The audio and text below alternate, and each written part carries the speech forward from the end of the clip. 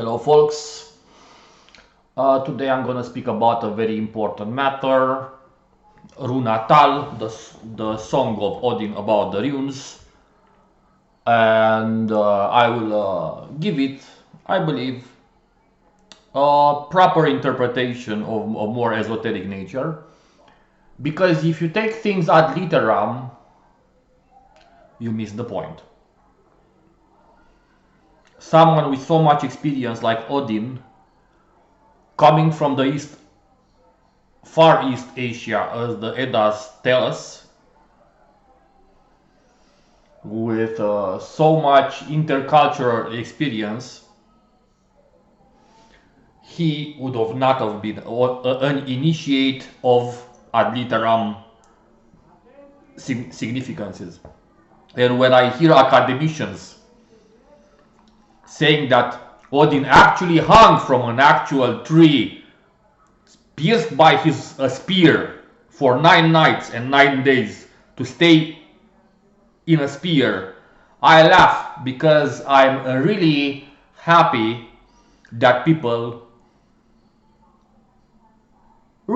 some people don't deserve to go beyond the ad literam significance, because they want to sell to the world an image of academicians. Well, good for them, good for the ones who want to learn the Nordic path only exclusively through an academician viewpoint. This is not the channel for you, and this is a channel for people who want to pierce the veil in a real way. We are not here to dabble, and we are not here to joke around with knowledge. Okay, Odin was not there to be an academician. Okay, if you would have spoken with the real God, with Odin, with that primordial ancestor shaman, face to face, do you think he gives a fuck about what you think?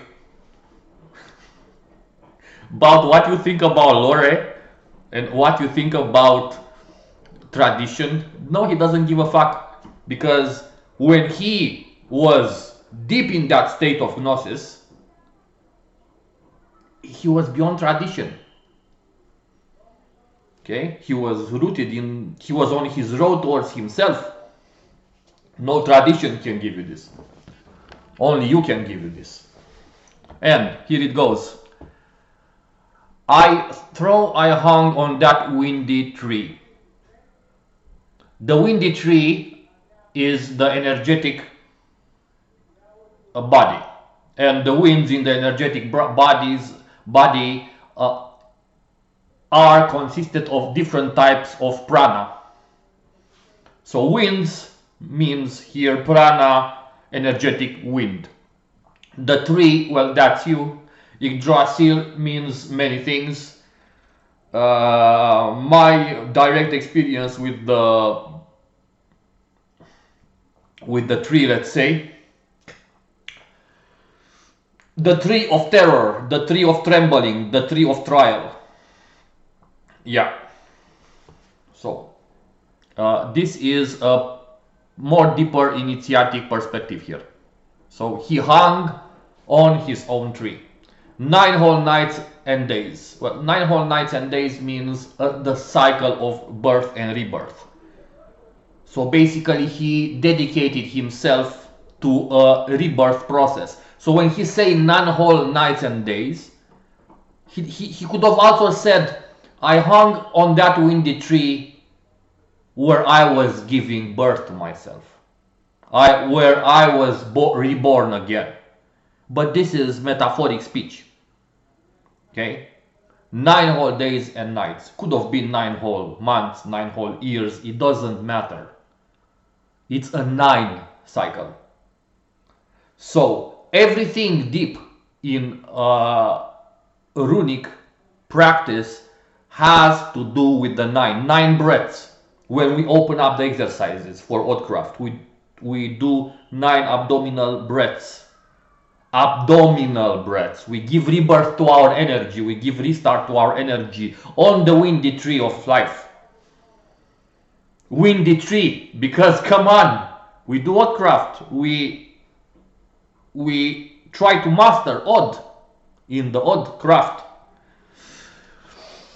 Stabbed with a spear, offered to Odin, myself to mine own self given. Stabbed with a spear. That is the spear of the spine. That is the spear of one's knowledge. That is the spear of one intention. That is the spear of one pursuit and deep penetrating attention. Offered to Odin, he speaks about himself as a different person. This is a transpersonal experience. Odin is here, the spirit. Purusha or Shen. This is the spirit talking here. So stabbed with the spear, offered to Odin. The spear can also be a direct relationship, for example, with the rune Tyr.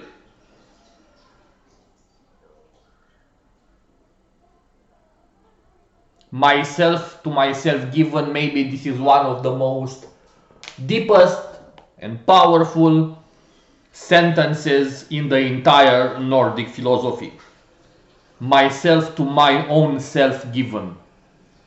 This is one of the most deep, because your self, your body, your energetical body, given to Odin, your deeper self. So in that state of rebirth, you are a sacrifice.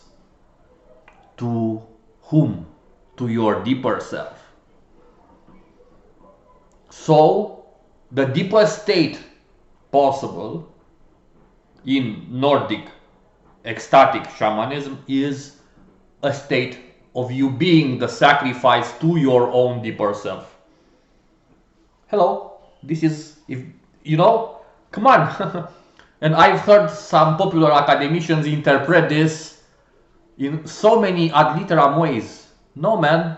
If you walk any road that is akin to any esotericism, if that scripture, text, whatever you want to call it, it's not structured in some layers, it's not worth it, man. If this poem right here wouldn't mean what I say right now, it's not worth even a second of your attention. Okay? Because we are not here to punch our chests and say, oh, you are Vikings. No, we are not. We are modern practitioners and rediscoverers through personal gnosis, common sense, comparisons with other cultures. We rediscover this ancient path. Okay, and this is, in my personal opinion, which is not a humble opinion, I will state this clearly. We must look beyond the ad literam side of things. High on that tree on which none have heard, from what roots it rises to heaven. Or high on that tree. So he hung from the tree, and now he states the position in which he hung from the tree. The position is the upper part of the body. High on that tree. Odin is here. When we do the three selves meditation, we place Odin here. High on the tree, we place Odin. And the roots are deep, and nobody knows from where the roots and where our deep selves end or start. Nobody knows. None refreshed me ever with food or drink, or none gave me food or drink, means that he has undergone an ascetic process. Okay? For him to defeat his superficial material mundane need, he had to conquer it by listening to his deeper need of hanging upon the tree of life, of knowledge. None refreshed me ever with food or drink. I peered right down in the deep. He looked in the Ginnungagap. He himself offered to himself.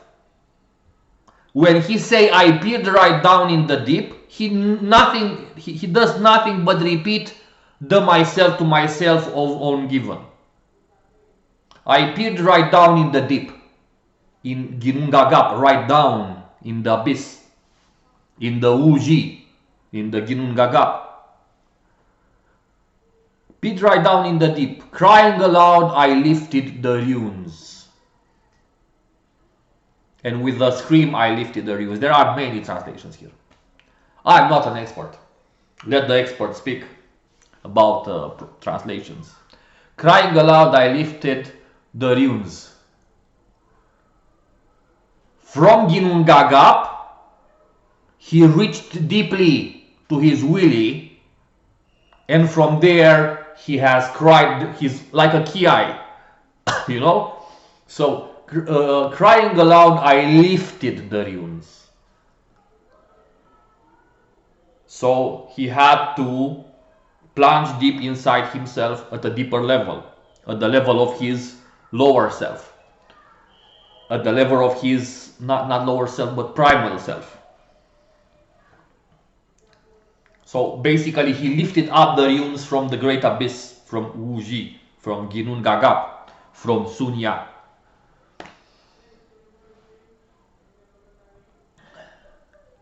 Then back I felt from thence, and he liberated himself from the body. He liberated himself from the tree of challenge,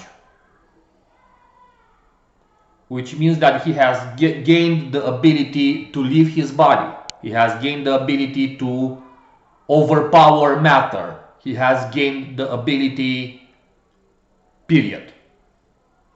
He has gained the ability. Once high on that tree, and then he has connected the high on that tree state with the I peered right down in the deep. High on that tree, I peered right down on the deep. Okay? Okay, if you're smart, you follow me. Well, this exact interpretation of the Odin's quest for the runes, I have never heard it anywhere else like I say it. I have never read it anywhere else like I say it. I would love to hear a better interpretation. My own thirst to understand better the mysteries of Odin's own words, I would love to hear a better interpretation than mine, honestly.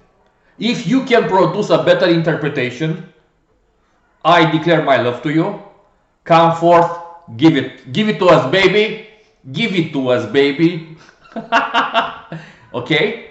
So until then, this is the best interpretation I heard reached forth about this wonderful poem. Okay? So, so none refreshed me ever with food or drink. So lower need sacrifice for higher need. I peered right down in the deep. He contemplated Ginnungagap, connecting the up with the low. Crying aloud, I lifted the runes. He extracted the runes from the pouch of the infinite abyss of Ginnungagap. And back I fell from there, and that's when he achieved total mastery upon matter as a spirit. And he got freed from the power of attraction of matter, and now he can play with matter. Okay? And this for me, let's say, constitutes the essence of path of Odin, which is the rebirth you give to yourself, the offering you give to yourself, your lower self, the lower needs sacrifice for the higher needs, the contemplation of Ginnungagap to draw power to master reality. Okay? We have the high and the low. Okay? Anyway, hope you enjoyed this this interpretation of Runathal. There are more parts of the poem, but for me, these two parts constitute the essence. If you want to start anywhere, start here. This is the essence, okay, of this path. Enjoy your day. Hail the gods, hail to you, hail the ancestors.